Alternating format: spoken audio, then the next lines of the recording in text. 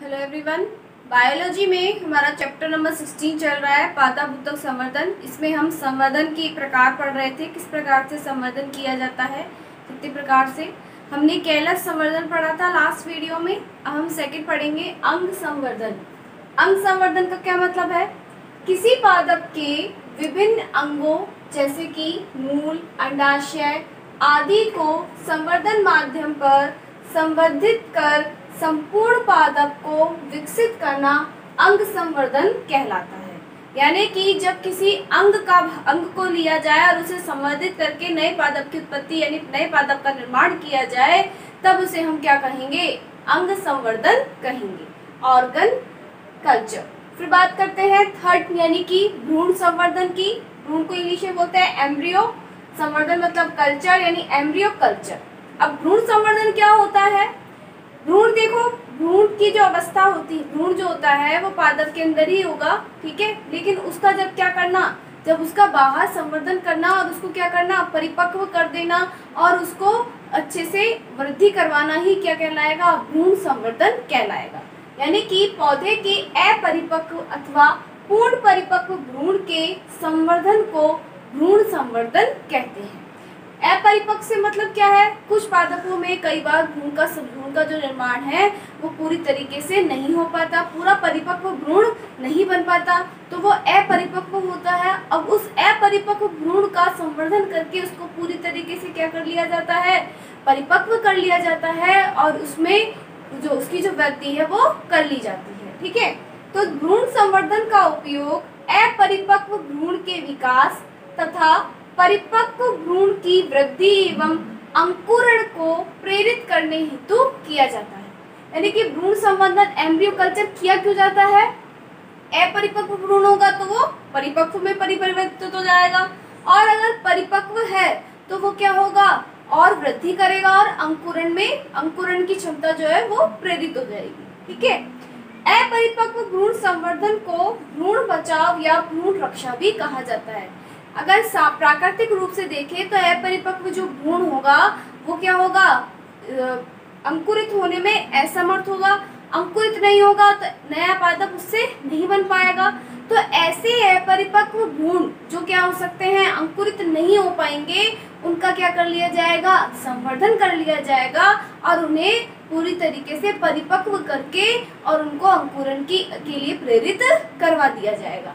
तो इस तरीके से भ्रूण को हम क्या कर रहे हैं? अपरिपक्व भ्रूण की रक्षा का कार्य कर रहे हैं और उसको उससे नए पादप प्राप्त कर रहे हैं, ठीक है। इसीलिए इसे क्या कहते हैं? भ्रूण बचाव या भ्रूण रक्षा। भ्रूण की क्या हो रही है? रक्षा हो रही है। फिर बात करें भ्रूण बचाव तकनीक का उपयोग दूरस्थ संकरण में अल्प विकसित भ्रूण को बचाने में किया जाता है, जिससे संकरण से प्राप्त होने वाले दुर्लभ जननक्षम पादप विकसित किए जा सकते हैं। कई पादप ऐसे हैं जिनमें संकरण की विधि करवाई जाती है, तो जो भ्रूण बनता है वो अपरिपक्व होता है, यानी कि उसमें जनन की क्षमता नहीं पाई जाती। अब इस विधि द्वारा उस अपरिपक्व भ्रूण से क्या किया जा सकता है? नया पादप प्राप्त किया जा सकता है। तो भ्रूण बचाव तकनीक का उपयोग जो संकरण विधि द्वारा जो हमने नए पादप प्राप्त करे हैं, उन नए पादप में जो अपरिपक्व भ्रूण है यानी कि वो जननक्षम नहीं है, तो उस भ्रूण संवर्धन द्वारा उस अपरिपक्व भ्रूण से नए पादप की प्राप्ति की जा सकती है। एक बार इसे नोट डाउन करेंगे।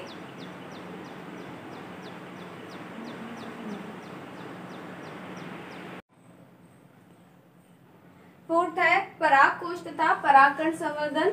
हम एक पादप लेंगे, पादप में से पराग कोश को अलग कर लेंगे, पराग कोश पे उपस्थित क्या होंगे? परागकण, उनको अलग कर लेंगे, पराग कोश अलग कर लेंगे। पराग कोश को हम संवर्धित माध्यम में रखेंगे, इससे पहले उसको निर्जीवीकृत करेंगे यानी कि उसमें कोई सूक्ष्म जीव ना हो। फिर उसके बाद संवर्धित माध्यम में रखने के पश्चात वो क्या करेगा? वृद्धि करना शुरू करेगा, वृद्धि करके क्या बना देगा? भ्रूण का निर्माण करेगा, जो कैसा होगा? अगुणित भ्रूण होगा। पादप में से परागकोश लिया है, परागकोश जो होता है वो अगुणित रचना होती है। अब इस अगुणित संरचना से अगुणित भ्रूण का निर्माण होगा, या तो अगुणित भ्रूण को वैसे ही उसी अवस्था में हम क्या कर सकते हैं? पोषक माध्यम में स्थानांतरित कर सकते हैं, या फिर इस अगुणित भ्रूण से हम अगुणित कैलस का निर्माण कर सकते हैं। अगुणित कैलस क्या होता है? जब ये अगुणित भ्रूण बहुत सारे विभाजन करेगा, विभाजन के फलस्वरूप एक कोशिकाओं का समूह बनाएगा, जिसे हम क्या कहेंगे? कैलस कहेंगे। ठीक है, तो इससे क्या बन जाएगा? एक अगुणित पादप बन जाएगा। परागकोश के अलावा हमने क्या लिया था? परागकण। परागकण को हम संवर्धित करेंगे, संवर्धित करने के पश्चात हमें जो परागभ्रूण प्राप्त होगा, फिर उसके बाद परागभ्रूण प्राप्त होगा, और परागभ्रूण को हम क्या कर सकते हैं? पोषक माध्यम में स्थानांतरित करके अगुणित पादप प्राप्त कर सकते हैं। अगुणित कोशिका थी, इसलिए हमारा जो पादप बनेगा वो भी कैसा बनेगा? अगुणित बनेगा। अगुणित पादप को द्विगुणित पादप में परिवर्तित करने के लिए कोल्ची से उपचार किया जाता है, जिससे अगुणित पादप से हमको द्विगुणित पादप प्राप्त हो जाएगा। ठीक है, तो इस प्रकार परागकोश तथा परागकणों का संवर्धन करके नए पादप का निर्माण किया जाता है। इसको एक बार नोट डाउन कर लेंगे।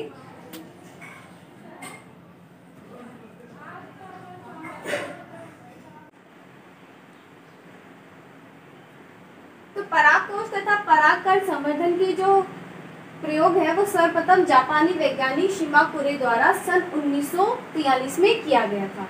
क्यों किया था इन्होंने अणुसूत्री विभाजन की व्यवस्थाओं के बारे में जानकारी के लिए परागकोश को पात्र संवर्धन में प्राप्त किया था, पात्र संवर्धन किया था। इसके बाद सन 1964 में भारतीय वैज्ञानिक क्षिप्रा हुआ मुखर्जी तथा सतीश चंद्र माहेश्वरी ने धतूरे के पौधे के परागकोश व परागकण संवर्धन से अगुणित पादप प्राप्त किया था। यानी इन्होंने कौन सा पादप लिया था? धतूरा का पौधा लिया था इन्होंने। धतूरे के पौधे के जो परागकोश और परागकण है उनका इन्होंने संवर्धन किया था। इसके बाद अगुणित पादप प्राप्त करने की तकनीक का उपयोग पादप परिवर्तन का शुद्ध वंशक्रम प्राप्त करने में किया जाता है। शुद्ध वंशक्रम से क्या तात्पर्य है? हमने यहाँ कहा कि हमने क्या किया है, यहाँ पे परागकोश और परागकणों का संवर्धन करवाया था इन्होंने भी।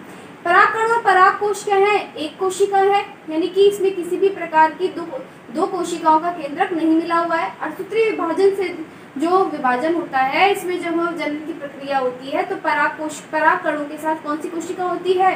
अंड कोशिका। और उस दोनों कोशिकाओं के केंद्रक संलयन से क्या बनता है? नया जो भ्रूण है वो बनता है, जिसमें दोनों ही कोशिकाओं के आनुवंशिक पदार्थ उपस्थित होते हैं। लेकिन जो ये संवर्धन माध्यम में हमने जो परागकोश या परागकण रखा है वो केवल एक ही कोशिका है, और उसमें किसी भी प्रकार की दूसरी कोशिका नहीं है, ना ही उसका आनुवंशिक पदार्थ है। तो हमें जो नया जो पादप प्राप्त होगा वो पूरी तरीके से शुद्ध वंशक्रम का होगा, यानी कि उसमें एक ही जाति उसी केवल उसमें परागकोश में जो आनुवंशिक पदार्थ थे, परागकण में जो आनुवंशिक पदार्थ थे वही उसमें पाए जाएंगे। दूसरी कोशिका का कोई आनुवंशिक पदार्थ उसके अंदर नहीं होगा। सोलेनेसी कुल के पादपों से सबसे अधिक अगुणित पादप विकसित किए जाते हैं। जो सोलेनेसी कुल के पादप है उनका जो संवर्धन करवा के अगुणित पादप विकसित किए जाते हैं। ठीक है, इसको एक बार नोट डाउन करेंगे।